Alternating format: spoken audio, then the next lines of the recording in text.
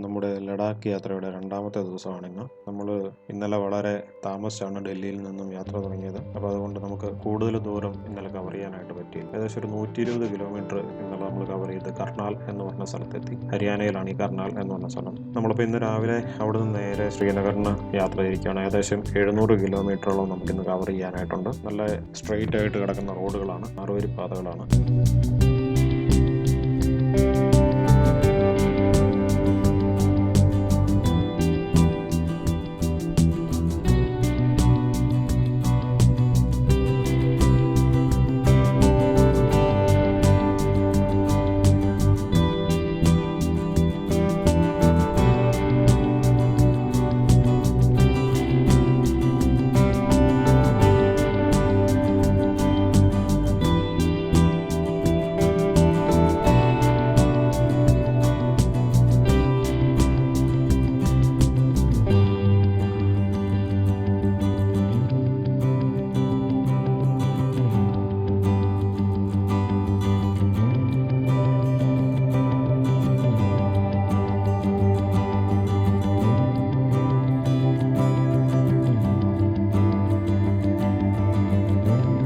ഒരു ആക്സിഡൻറ്റ് ഉണ്ടായതായിരുന്നു. അത് ആ വഴി മുഴുവൻ ബ്ലോക്കായിട്ട് കിടന്നിട്ട്. നമ്മൾ ബൈക്കിന് പോരുമ്പോൾ നമുക്ക് ഉള്ള ഏറ്റവും വലിയൊരു ഗുണം എന്ന് പറയുന്നത് ഇതാണ്. നമുക്ക് എവിടെയെങ്കിലുമൊക്കെ വഴി ബ്ലോക്ക് ആണെന്നുണ്ടെങ്കിൽ, പ്രത്യേകിച്ച് ഈ ലഡാക്ക് പോകുന്ന വഴികൾ എന്ന് പറഞ്ഞു കഴിഞ്ഞാൽ മിക്കവാറും എന്തെങ്കിലും കാരണങ്ങൾ കൊണ്ടൊക്കെ ബ്ലോക്കായിട്ടുണ്ടാവും. അപ്പോൾ അങ്ങനെയുള്ള ഒരു അവസരത്തിൽ നമുക്ക് ബൈക്കിന് പോകുന്നതെന്ന് പറഞ്ഞു കഴിഞ്ഞാൽ ഏറ്റവും വലിയൊരു അനുഗ്രഹമാണ്. നമുക്ക് എങ്ങനെയെങ്കിലുമൊക്കെ ഇരി പോരാനായിട്ട് പറ്റും.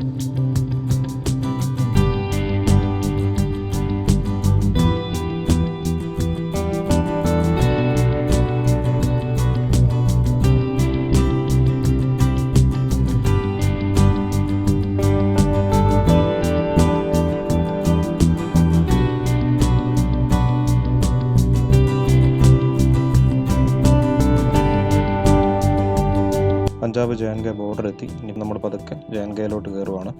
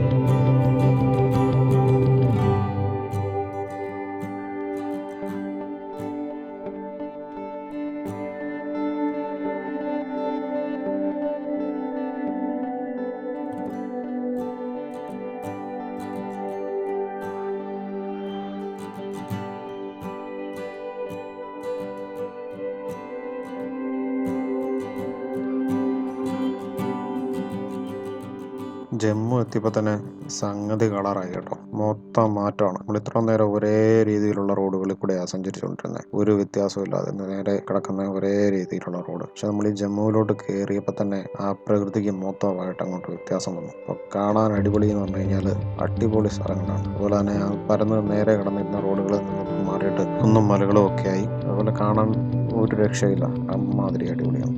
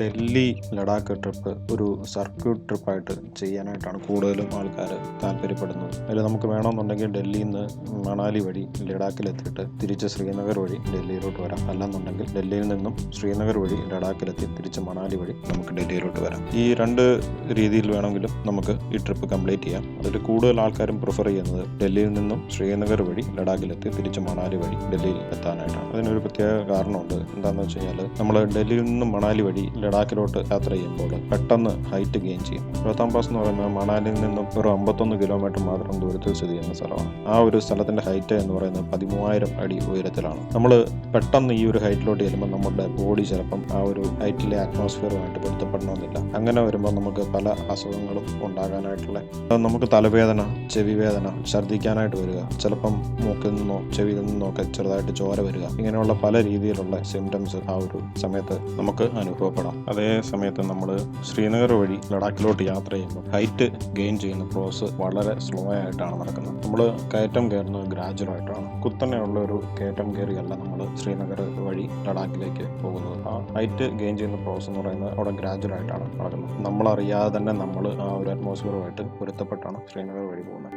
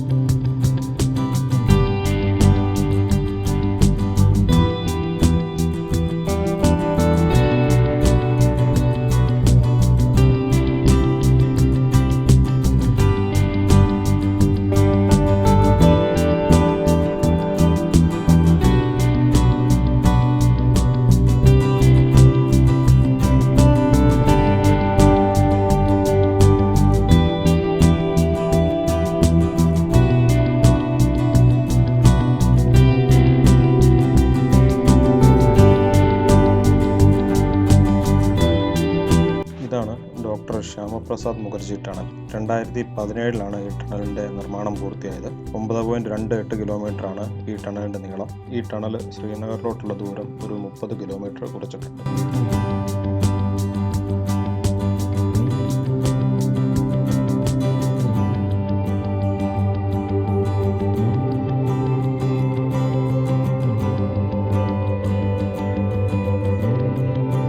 നമ്മുടെ യാത്ര ഏകദേശം ശ്രീനഗറിനോട് അടുത്ത് കഴിഞ്ഞിരിക്കുന്നു. അപ്പോൾ ഈ ഒരു എപ്പിസോഡ് വൈൻഡപ്പ് ചെയ്യാനായിട്ടുള്ള സമയമായി. അടുത്ത എപ്പിസോഡിൽ ശ്രീനഗറിൽ നിന്നും സോണാമാർഗ് വരെയുള്ള യാത്രയാകും നമ്മൾ കവർ ചെയ്യുക. നിങ്ങൾക്ക് ഈ വീഡിയോ ഇഷ്ടപ്പെട്ടെങ്കിൽ നിങ്ങളിത് ലൈക്ക് ചെയ്യുക, ഷെയർ ചെയ്യുക, ചാനൽ സബ്സ്ക്രൈബ് ചെയ്യുക. അതുപോലെ നിങ്ങളുടെ സജഷൻസും അഡ്വൈസും കമൻറ്റുകളായി ഈ വീഡിയോയുടെ താഴെ രേഖപ്പെടുത്തുക. Thanks for watching.